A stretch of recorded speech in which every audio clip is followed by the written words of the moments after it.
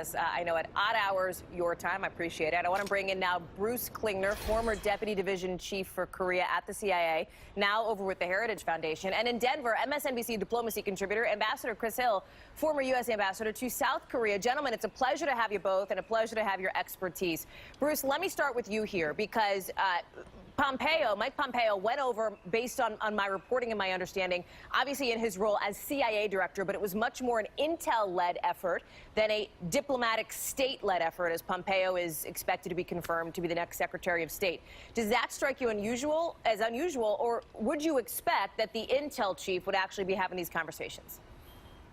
Well, Mr. Pompeo right now is really wearing two hats, both as CIA director and Secretary of State designate. So in a way, he's straddling both worlds. But up until now, the reporting has been that the contacts with North Koreans have been in intelligence channels rather than diplomatic. But certainly he, is going to be seen as the Secretary of State as well. So, he's carrying the message from the president regardless of what title he uses. Is the trip a good thing or a bad thing, or does it have to be one or the other? What do you make of it, Bruce? Well, I think it makes it certainly more likely that the U.S.-North Korea summit will occur. Some had doubted that it would. Whether we have a breakthrough or not really depends not only on what Mr. Pompeo and Kim Jong-un discussed, but obviously what happens during the meeting with President Trump. So I think really, we're sailing into uncharted waters right now, and we don't know whether it's going to lead to a major breakthrough or whether we're just simply going down the same path again. All the previous agreements with North Korea have failed. So, is this time different? We really don't know. Ambassador Hill, I want to get you on that then. Will this lead to a breakthrough? Do you think that it will? And what did you know, if anything, about this trip before it happened? Well, first of all, I'm not sure about a breakthrough, but I think it's pretty clear the show's going to go on. It's very clear that President Trump wants this to happen.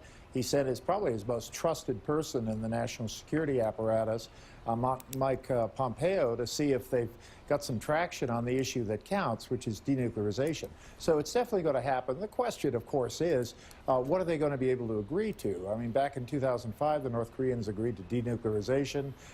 They expressed an interest, and we expressed an interest in a peace treaty. So that's all been out there. We talked about economic assistance, energy assistance. But the question is, will the North Koreans ask for more? Will they ask for some reduction in U.S. forces in South Korea? Issues like that. So, I think this is kind of reality TV, and we're all going to be on the edge of our seats as we go to the next episode. But there are some obviously very big things at stake here, including, by the way, the Americans currently being held in North Korea, right? And Mike Pompeo, is coming back perhaps empty-handed. We don't know if he came back empty-handed because we don't know what he's coming back with or what those discussions entailed. What does he have to get? What does Donald Trump need to get out of a potential meeting with Kim Jong-un? Ambassador Hill, to you first, and then over to you, Bruce. I think they have to get some real traction on denuclearization. I mean, after all, this is an administration that's just excoriated the Iran deal, which is a lot more specific than anything we've had from North Korea. So I think they need some real specifics from North Korea on North Korea's willingness, apparent willingness to go to zero on denuclearization. And just putting it on the table is a long way away from that. So I think we need some real specifics. And from North Korea's vantage point, they've already gotten a lot. I mean, it's huge for them to get the U.S. president in presumably some kind of neutral setting to sit down with their leaders. So they're doing very well already. Bruce, who would be on a trip like this with Mike Pompeo? Who goes with him? Who's part of that discussion? Well, certainly U.S. CIA officials would be a part of it. We don't know if State Department officials also participated.